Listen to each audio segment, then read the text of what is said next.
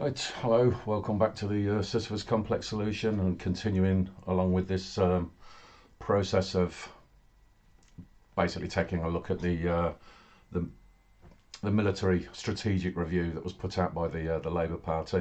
So this is part 4 of the review of that.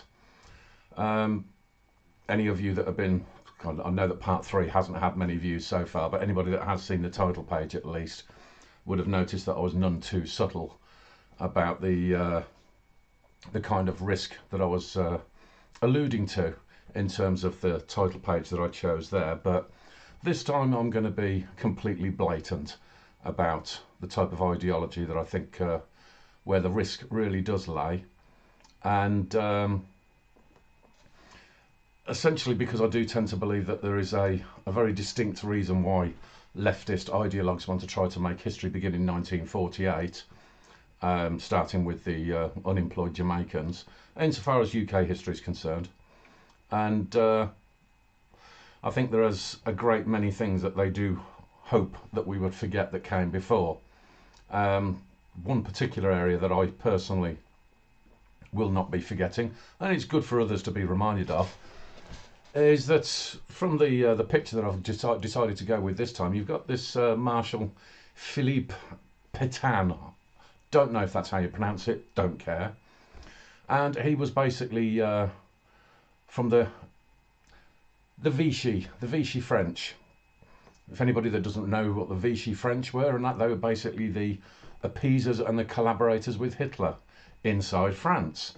Yes, France did indeed have their own little enclave, continuing to this day, and that sat fully square behind that particular ideology. I know they don't like to admit it, but it's true. They all want to talk about, oh, the French resistance and what we did. No, what you did with the vast majority is that you did appeasement. That's why there is an article in the description as well, an old midget Macron, who is also himself Vichy, and he decided to call this Pétain a great soldier. So we know where they stand. When it is this situation of people telling you who you are, it's probably wise to listen to them, generally speaking. So let's continue on with this part 4 of the strategy review, keeping in mind the types of people that it is that we're actually dealing with in terms of any kind of a risk. Right, to get this whole society rhetoric that they've decided to put in there, they kick it off with completely unqualified statements, at least in terms of the way they want to create their narrative, because obviously the threat the nation actually faces is based on the criminals the government are trafficking into the country. So there is no other real threat aside from the people that are supposed to be your friends. We'll get into that a little bit more later on. But straight away they move into an admission of how they have created a void between what the government is supposed to be and what it's actually become. Otherwise they wouldn't need to reconnect with the public, would they? Unfortunately, their notion of reconnecting means them deciding that that's best done through controlling information. So absolutely no intention there to revert back to the representation that they're supposed to be performing, but increasing the authoritarianism via thought control. Wonder where we've seen that before. So this is in effect the one thing that they're kind of suggesting here, and that with this whole society program, is to literally ramp up the attack on the people itself, and it's got nothing to do with defence of the nation at all. What they do need though is to indoctrinate to the extent that the public will, the public that they depend upon, will also go and fight for them as well, go and fight the wars that they're going to start, and then also at the same time to pay for it, which doesn't really sound like the best of deals, does it? You kind of get to understand quite quickly what kind of mental cases are behind this. They include a rather bizarre statement from an anonymous source as well, down the bottom there, which claims that we need to know what the military does, as if anybody was confused about that. We know exactly what the military is for. Dumbass.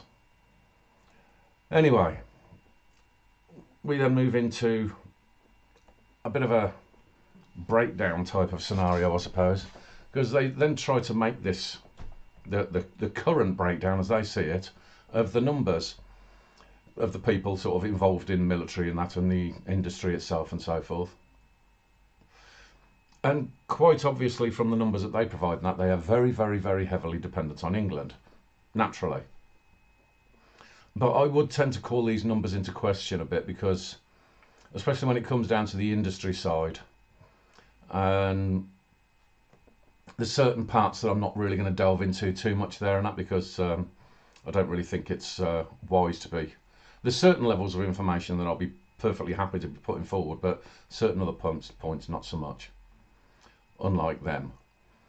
So in terms of trying to get the young involved, and this suggestion that they have around expanding the cadets, what I can say straight away in that is there does seem to be a bit of a contradiction taking place in terms of what these people have put forward and what actions the government are taking off of the back of it.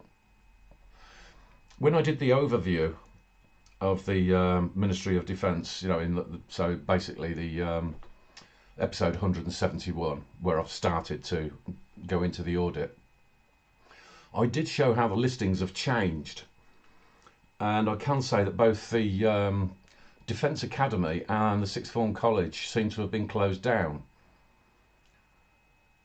That goes against what this particular document is suggesting, but at the same time the document itself contradicts itself, because they keep on saying that the indoctrination effectively should remain within the standard sort of public schooling system, and obviously then that has taken precedence over this sort of opposing notion. The government have obviously gone with the first option. Then we get somewhat strangely a shift of topic,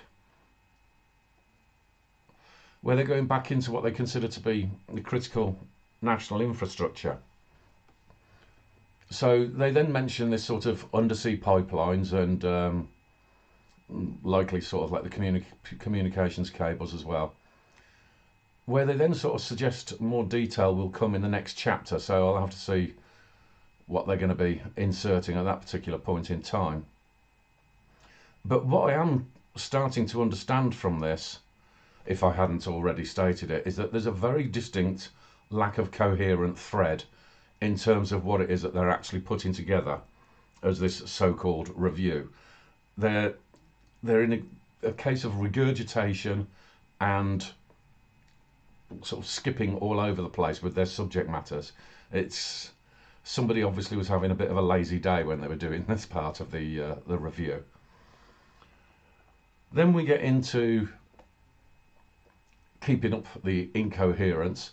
They want us then to sort of go back to being, the readiness for war, because that does seem to be one of the fairly common themes that they're going to repeat.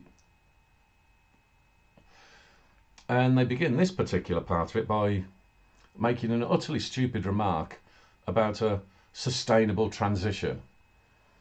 Now that could be leading to what later on, and I dare say it'll come up again at some point. I know that there's going to be one mention of it later on, but at least within this episode. But trying to include it here in relation to how the government operates in the circumstance of being ready for war is really quite pointless. I do think that somebody might want to lend these people a bit of a history book, because they're quite clearly in this idiot camp of nothing ever happened before us. So they're sort of like history stops at 1948. I would also suggest that any serious military people that are having to go through this guff take note of their mention of this Operation Interflex, which is a truly awful name, even on its own basis, and then some even dumber propositions in terms of best practice. Right, this particular operation is based around training Ukrainian soldiers And this is an operation that took over from what had previously been called Operation Orbital from 2015, an equally additional silly title. And the 2015 situation was post Russia taking the Crimea. And, that obviously went well, didn't it? Not. Where I do have concern is in relation to the countries involved in this particular operation. Not only on the fact that they shouldn't have been doing it in the first place, but when you have mentions of Albania and more specifically Kosovo, I think that somebody's playing silly buggers there. So, like I say, the inclusion of Kosovo in particular, and I do have issues with because of the relationships with a certain Mr. Tony Blair. Now, considering Kosovo is not even considered a country by a number of nations, and the fact it's contested to be part of Serbia, this is something that should raise some red flags.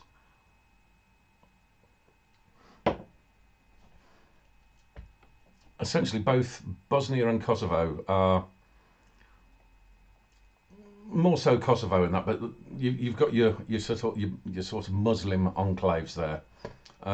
Bosnia is kind of split between three types. So you've got your Muslim lots, you've got your Serbs, and you've got your Croats. But Kosovo is very much the Muslimy dominated area, and that's from the old invasion of the Ottomans. And this particular part of history makes the potential for conflict in that area raise its ugly head. And so for any of us to be essentially kind of picking a side of having Kosovo involved in this, there's a distinct lack of wisdom there. But suffice to say, in the ideologue world where they moan about indigenous people and colonisation and things like that, which obviously in that there's the very distinct tendency for them to be doing, like the writers of this particular report, they're all part of the same mental cult. They don't really seem to understand that particular part of contradiction. Because, like I say, if you've got this particular area that is part of former Yugoslavia, they were not traditionally a Muslim nation. They were taken over by the Ottomans. The Ottomans were the ones that came in and did the colonisation. But, they only ever think that English white men did that. So, like I say, once again, having this inclusion of Kosovo, and that is something that, if these people are supposed to be looking back at certain things and learning lessons from it, the lesson to learn is don't be working with people that are going to potentially be causing you a problem later on, or ones that you're intentionally creating specifically for that problem later on. It seems like a little bit of a setup here for me. And I have warned before about this particular relationship, and how it's likely that they're going to be setting this one up to be another useful idiot. But I can't particularly over elaborate or speculate too much on that particular part of it, but just a little bit of geopolitical awareness, and that does seem to think that there should be something for us to be paying attention to here, and obviously the people that are involved in this don't seem to understand that, or don't care. Like I say, they could have alternative intentions. So having said that, I don't think there's any of this is about any actual substance in this once again, this particular area of the report. They're going all over the place again. So then we get into what they turn to is something else that's quite familiar. Now, if we remember the WHO and their Pandemic Prevention Preparedness and Response Agreement, link in the description for that if you're on Rumble, and that gives the WHO the powers to once again demand that the world shut down, because that will cause more deaths than any sniffles. But here you're talking about them putting something out which is the Defence Readiness Bill. which will give them the powers to take the whole country essentially under like a military command, and then take control of all private assets. Not exactly the smartest thing for anybody to be doing, or enabling, or agreeing to.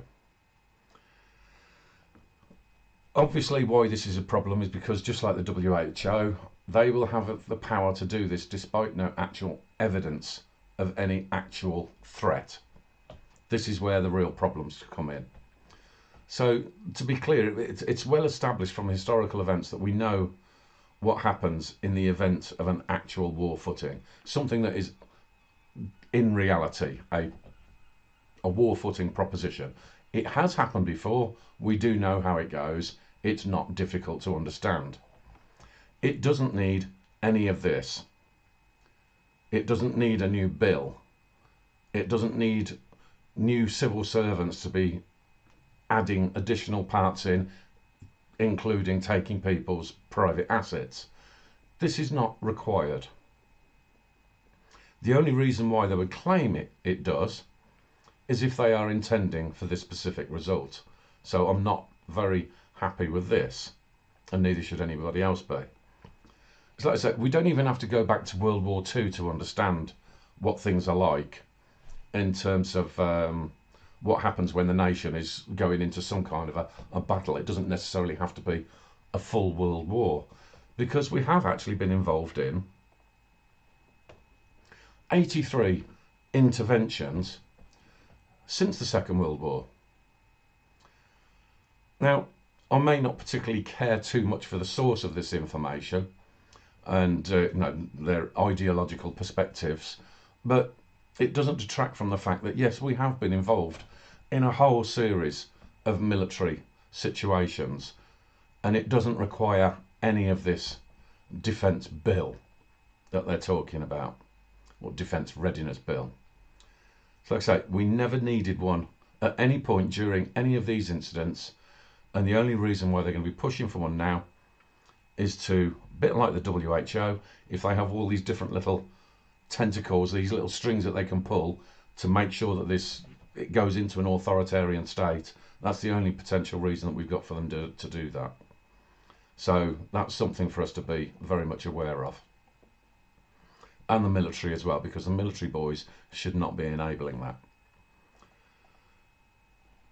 The next particular chapter focus that they go on to is a repeat of what has already been stated in terms of this integrated force that will be so integrated that they want it operating on a single digital platform. But, I've already covered why that's a really stupid idea.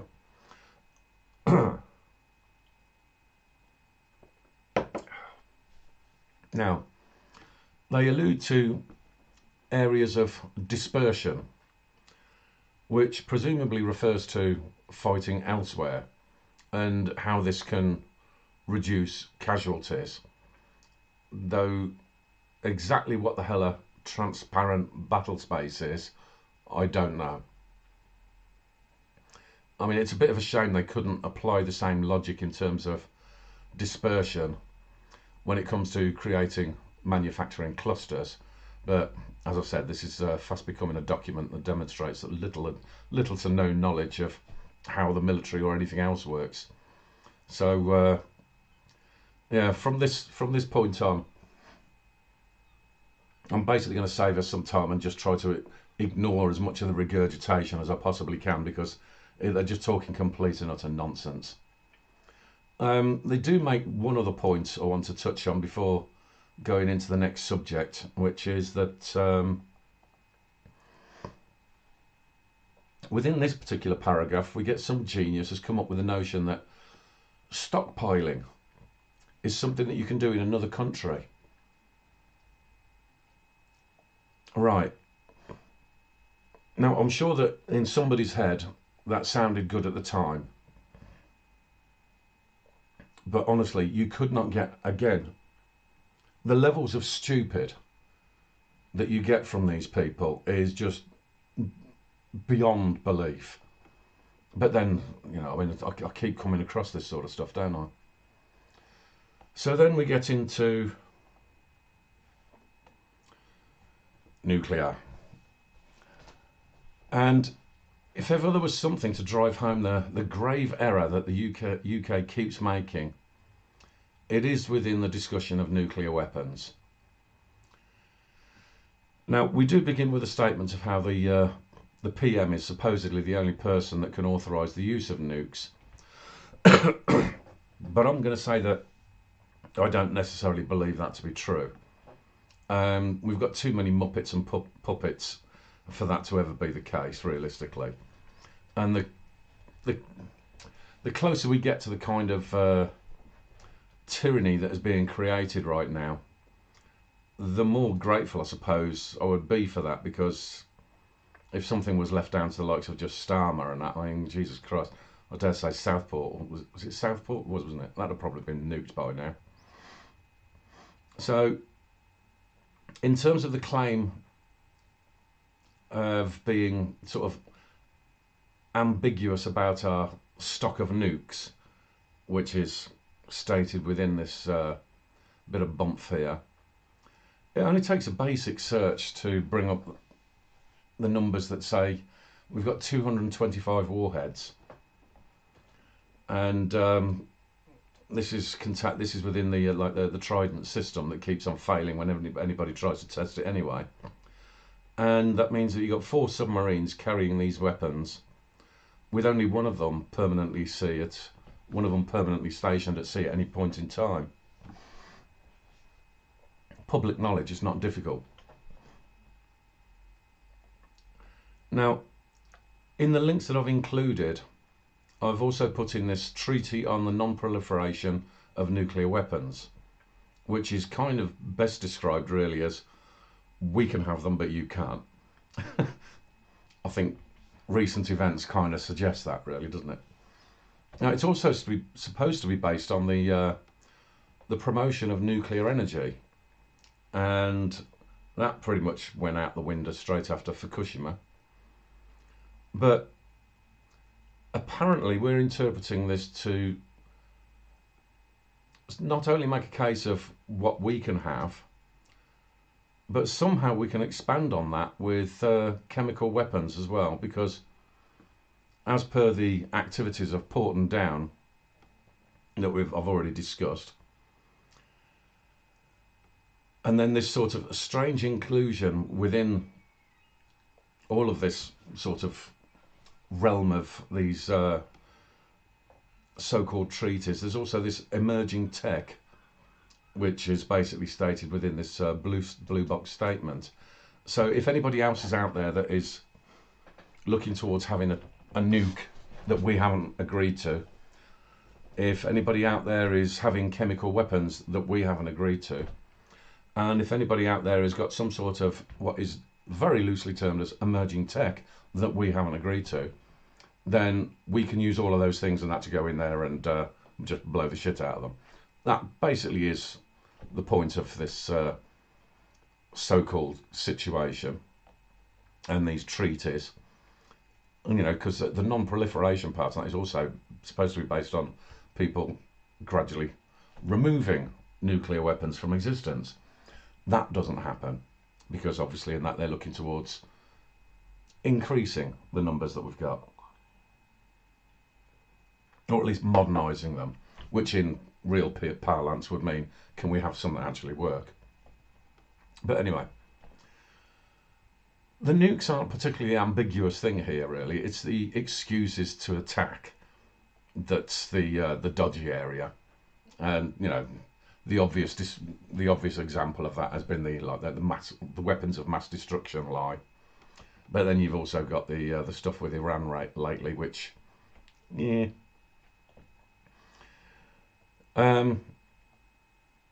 What I do see, though, is something that is just as much of an error as this kind of scenario of what we can have but nobody else can. And if we look to points 5 and 6, the UK has assigned its nuclear capabilities to NATO. France hasn't.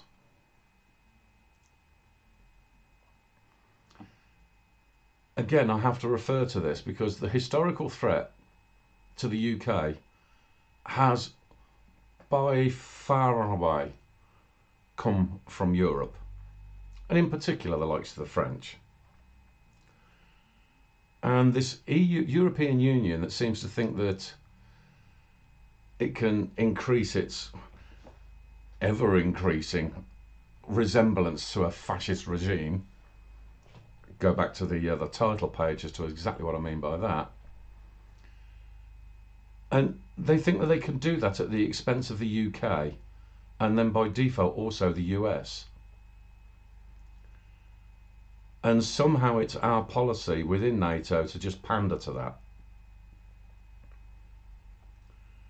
I say, keep in mind, France is the country being given hundreds of millions of pounds to stop invaders leaving their shores to come to the UK in dinghies via their beaches.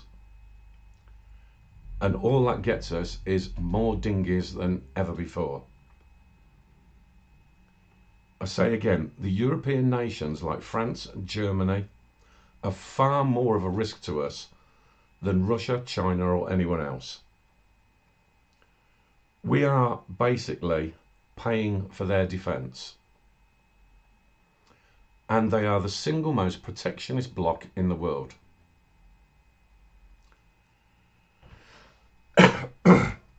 When we had that recent situation of almost the entire world crying like absolute bitches with a skin knee when Trump introduced tariffs, it never seemed to occur to a single person that that simple action was considerably less than the EU does on a permanent basis. People don't seem to bother to look at all the different tariffs and barriers to entry and all of the rest of it that the European Union places on everybody else. And now you're getting all this carbon tax coming in as well. Now, you might suggest to think, well, you know, why is that? Why are we enabling this kind of situation? And it seems to me that it's quite a simple reason that some morons have figured that if these nations weren't pandered to, then they would probably just start a war again. And quite frankly, that's probably true. But where I have a problem with that is that the equally simple basis is that you're not supposed to be pandering to losers either. I mean, they've had this 80 odd years of taking the piss when they were the ones that were responsible for the Second World War, not us.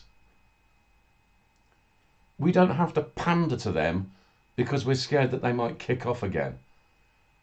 Because they're basically doing it anyway and just getting everybody else to do it for them. You know, doing it at our expense, doing it at the expense of the US. Why the hell is everybody in the world pandering to the likes of France and Germany? This makes no sense to me at all. I mean, at least Japan learnt their lesson. And they've demonstrated that they've learnt their lesson. But these EU idiots are literally just like spoiled little children that just absolutely refuse to grow up. And it's just consistent with these people. And when I say the European Union, I'm literally talking about like the leadership of it. Obviously, I mean, when I go out into Europe as well, and that there's plenty of people that seem perfectly fine. That's all right. But for God's sake, these dictators that you have in your nations in the European Union, somebody needs to do something about that. And the cockeyed way that they do things.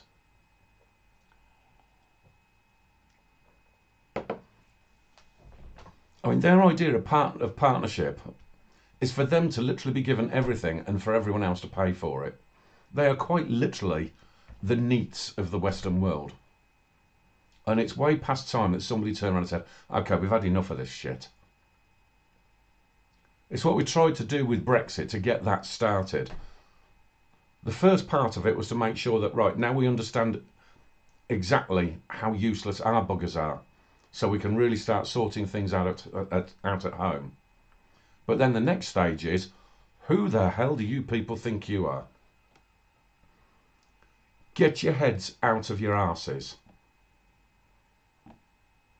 This is absolutely farcical. I mean, from my part anyway, that looks. I mean, within that episode 171, I've already calculated that we've not actually been meeting that random 2% obligation for NATO anyway. But that's nothing compared to what these layabouts do. They literally do bugger all.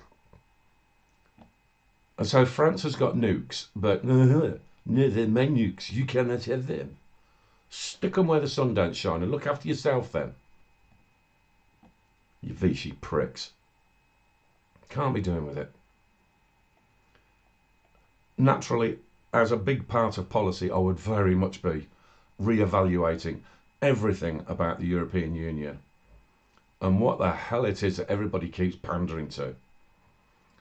And if that means withdrawing from NATO to the point of saying, right, we are no longer going to be protecting their useless asses, then so be it.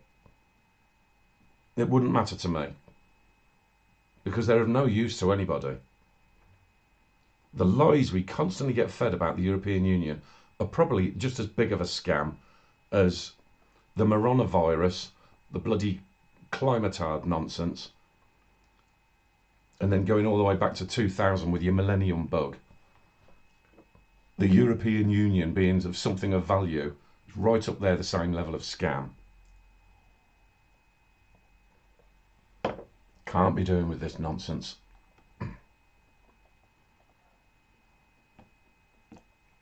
The next step is how we're going completely against the disarmament part. And so, again, raising this question of the point of when we're looking at all these different agreements and that, and who we're supposed to be partners with and all the rest of it, what is the point of being a part of a treaty that is stipulating about disarmament when you're committed to either upgrading, if not expanding, your nuclear deterrent? What's the point in signing these agreements? They also want to, they want to expand our nuclear fleet, where I suppose a note must be made here, and that between when you're talking about having an expansion of your nuclear fleet as well, and that again, it's this situation where it's between Australia, the US, and us, which means yet more poncing from the European Union. Come and protect me. Fuck off. Not acceptable. If we're going to have nukes, if we're going to have these submarines that are carrying nukes and everything like that, get rid of stupid agreements that you're obviously not going to do anything with, and stop protecting people that just want to sit on their arse. Where's the review of that?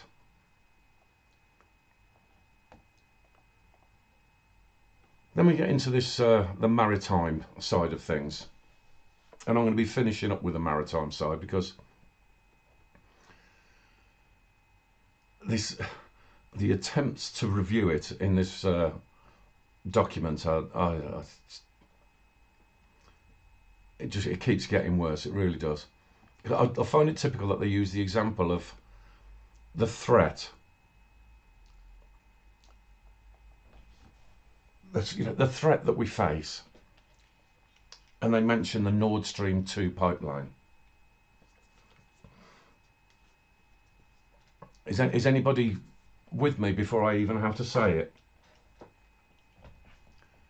The Nord Stream 2 pipeline was sabotaged by the Ukraine and with the assistance of NATO members. And it's sort of like take your pick as to which ones it was. It does seem like there was a predominant level of assistance, something to do with Norway. And then the Germans managed to turn around and go, hang on a minute, it wasn't the Russians that did it after all. Well, of course it wasn't. We already knew that.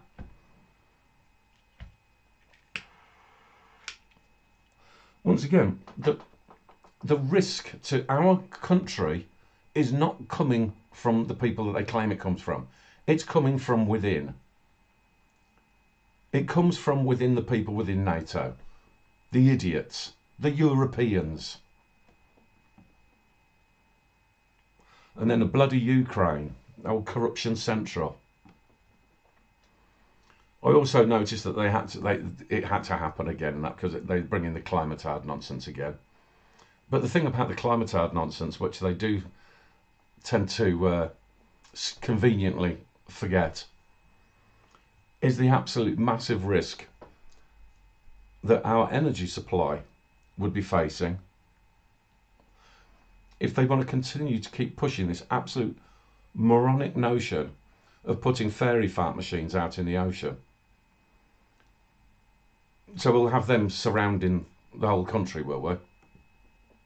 Yeah, that makes sense, doesn't it? I mean, this would make both our supply of energy an easy target, and then it would also cause us massive amounts of difficulty in being able to guard our own waters, guard our own land, because you won't be able to get any ships anywhere, will you? Oh, we'll get a nice big submarine and that's got some nukes on it. Well, good luck navigating past all the fairy fart machines. Utterly stupid. We would literally be blocking any kind of naval defence that we could muster. This is just yet another area of complete stupidity from these ideologues. And like I say, they purposely avoid mentioning things like, oh, by the way, and that we're going to have a bit of an issue getting past the fairy fart machines. Because I bet they sat there and they were going, oh, don't mention that, because that would be a bit of a problem, wouldn't it? Oh, let's just mention the underwater cables.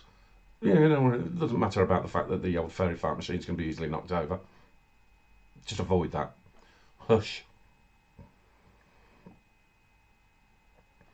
Their amazing plan for the risk that comes within is then to put detectors under the water. Genius. We're going to have sensors under the water with one rather obvious pitfall, which is that when they detect a risk, it means that the risk is already there. Bloody too late then, isn't it? Basically, they'll have come in that, do whatever they need to do before you've had a chance to react to anything. So what, you're going to then start to have an incursion into other people's waters so that the detection comes earlier? Good luck with that. Jesus Christ, you can't even do your own fishing in your own waters without pandering to the European Union and go, no, you can have our waters. Could you imagine turning around and saying, oh, by the way, can we put some sensors in waters that might actually be yours? No, I don't pay for that.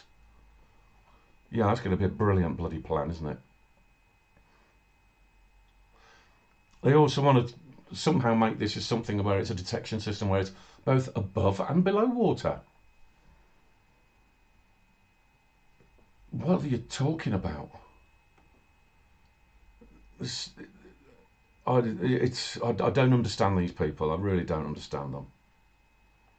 But, not to worry, because apparently when it comes down to their review and the genius solution that they've got, they think that we should get a single Type 26 frigate and yet more magical AI tech, because, things that don't exist are going to solve the problem.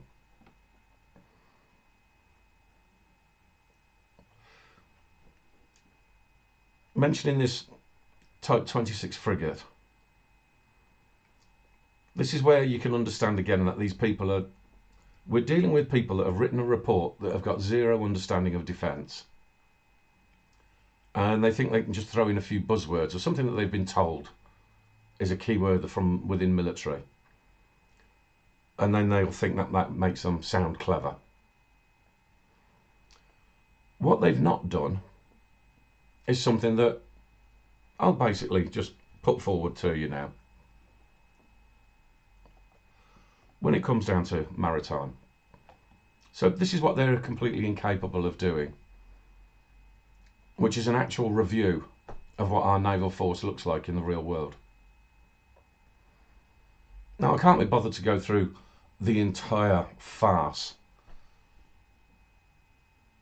of the situations that have led us to the point where we've got 2 aircraft carriers that are not in service, and 2 landing platform docks that are also not in service.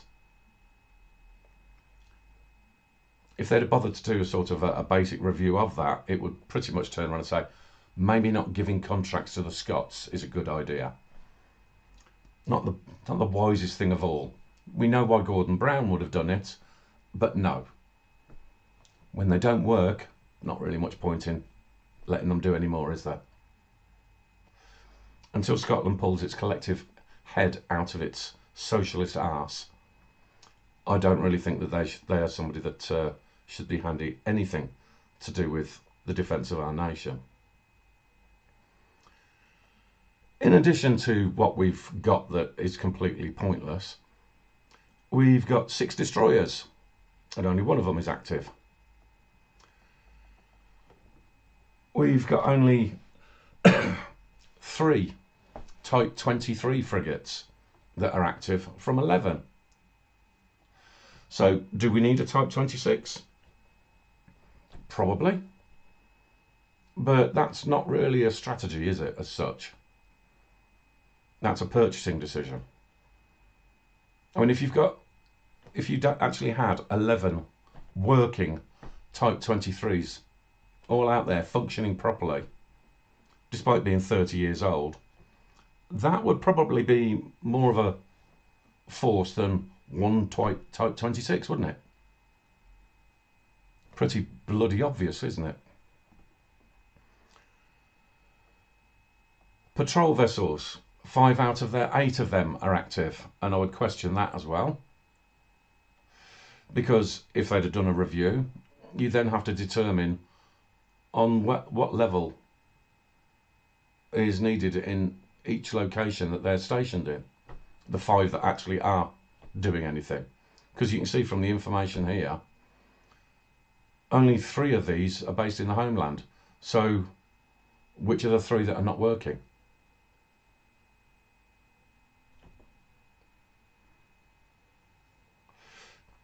Only half of the countermeasure vessels are operational. And again, which ones are based where? There's a link in the description to this information, and there's more information that goes along with it. Because it then also goes into things like the survey vessels, the Cutlass class patrol boats, and then a breakdown of the Royal Fleet Auxiliary as well. Where is any of this in the review? This is the kind of problem that you get when you've got stupid civil servants who are only serving the ideology that is based on destroying our nation, where they think that they can just write up any old guff to impress ignoramuses. I would further then suggest that anybody out there seeking professional advice in regard to the military, and I'm talking to you people like out in the Cayman Islands, Nigeria and so forth, that have got your contracts with this Universal Defence and Security Solutions and that Richard Barron's, because he's one of the so-called experts that signed off on this. Don't bother going to him, because he clearly has got no idea what he's talking about. If he thought that this was a decent review and that should be put out in the public domain, this is a man that most likely he's probably got a military career that mirrors that of the idiot that we've got at the Labour office of Dover. It's Mike Tapp, the guy that's so proud of his service, and oh yes, he's absolutely going to do something about the boats turning up at his constituency, because you know he was in the service whereby his service was effectively spending his entire time in the mess hall eating pizza. That's probably what you've got with this Richard Barron's as well. Really not worth the paper they're written on, either of them. If there's going to be a strategic review, it needs to be a proper review.